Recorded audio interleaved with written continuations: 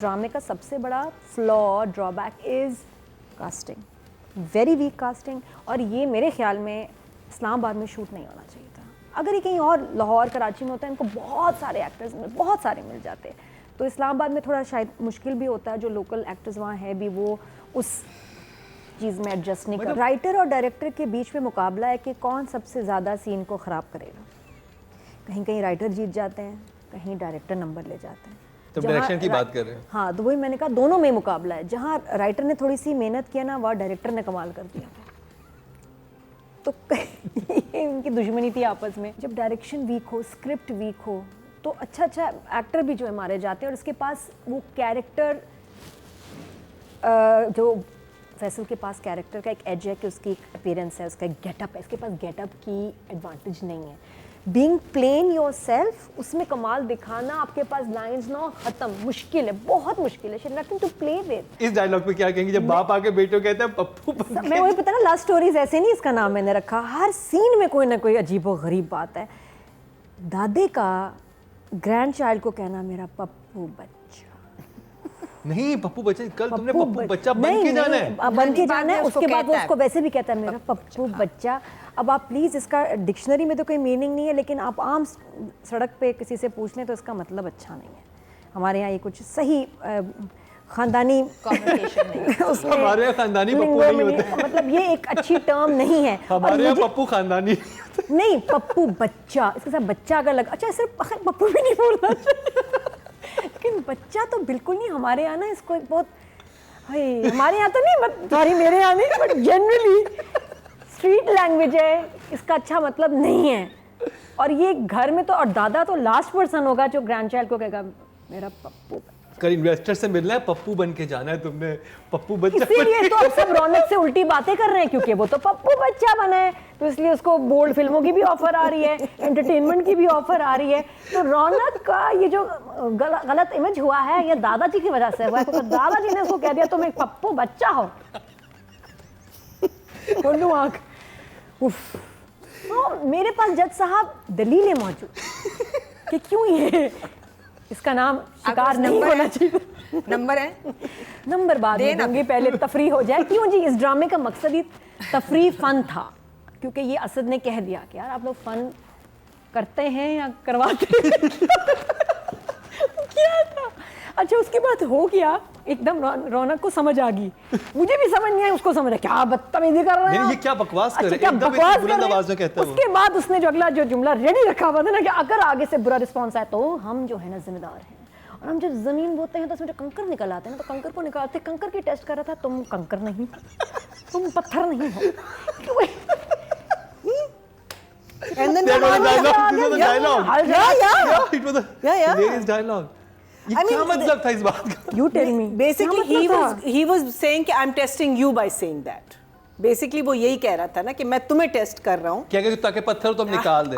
लेकिन वो रिस्पॉन्स आया माइक्रो सेकंड के बाद आ गया। उसने रिएक्ट भी नहीं किया जब उसने कहा ना कि इतनी मतलब बदतमीजी कर रहा है, क्या तुम बदतमीजी कर रहे हो। उसके बाद उसका कोई रिएक्शन नहीं था। ही वाज स्टिल लाइक मैं तो टेस्ट कर रहा था, नहीं मैं तो पत्थर निकाल रहा था। नहीं मतलब हलीम से दाल से पत्थर निकाल रहे थे क्या? ये जुमला इतना ऑफ था, सिचुएशन जहाँ मुझे लगा कि शायद अब कुछ बात बनी है, तो बात नहीं बनी। और स्टूडेंट्स के दरमियान dialogues were very very boring. Heer Ranjha वाला पूरा सीन सारा कुछ, अच्छा वो डायलॉग पता किस तरह के थे? रात को वो वालिद कह रहे कि वो बहुत परेशान है रात को। हाँ। सुबह से दोस्त बात कर रहे हैं, अच्छा क्या हुआ, रौनक किधर है? वो बहुत परेशान है, उसके अब्बू का फोन आया था, चलो कॉलेज ही चलते, उसके घर चलते हैं।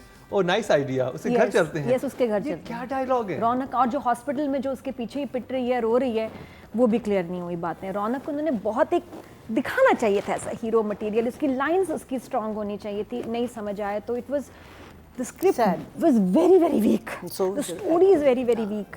और सिर्फ जो असद और फैसल ने जान मारी है, तो उसमें वो उस पर भी हम बाद में बात करेंगे। लेकिन 4 जो कि शुड बी लाइक 1, पप्पू बच्चा। नादिया, राइटर और डायरेक्टर के बीच में मुकाबला है कि कौन सबसे ज़्यादा सीन को ख़राब करेगा। कहीं कहीं राइटर जीत जाते हैं, कहीं डायरेक्टर नंबर ले जाते हैं। तो डायरेक्शन की बात कर रहे हैं। हाँ, तो वही मैंने कहा, दोनों में मुकाबला है। जहाँ राइटर ने थोड़ी सी मेहनत किया ना, वह डायरेक्टर ने कमाल कर दिया। तो इनकी दुश्मनी थी आपस में, जो पता नहीं क्यों कोई वरना क्या होता है ना, राइटर अच्छी राइटिंग अच्छा डायरेक्टर सपोर्ट करते हैं एक दूसरे को, इसमें सपोर्ट नहीं है दोनों की एक दूसरे के लिए एक ड्रामे के लिए।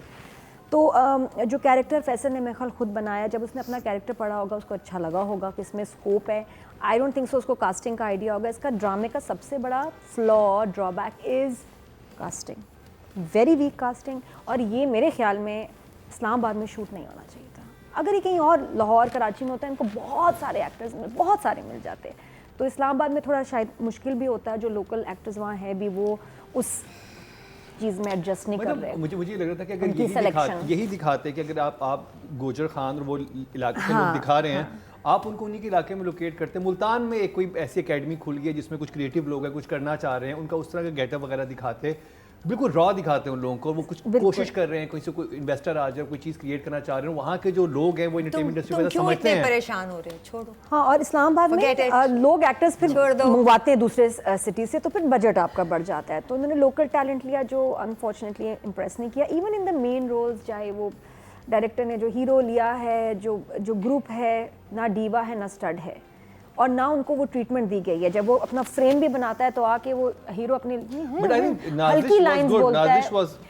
नाजिश एक्चुअली अभी ओके। जो मरीना ने सीन बताया है कि पता चल रहा है कि वो बीमार है और वो कह रही है हाँ, उसके रोने वाले scene. But overall I didn't think she did a bad job. हाँ, जब वो हाँ उधर भी अच्छी, हाँ आई थिंक एक दो सीन्स के अलावा शी वाज ओके। बाकी जो उसको सपोर्ट मिल रही है इर्द-गिर्द से वो उससे भी इफेक्ट पड़ता है ना, कि मुझे लगता है सामने वाले एक्टर्स आपके वीक हो, और आपका हीरो सबसे बड़ी बात, जो आपका हीरो आधा सीन वो आपका उसको डेड कर रहा है। 4 कर लीजिए 4।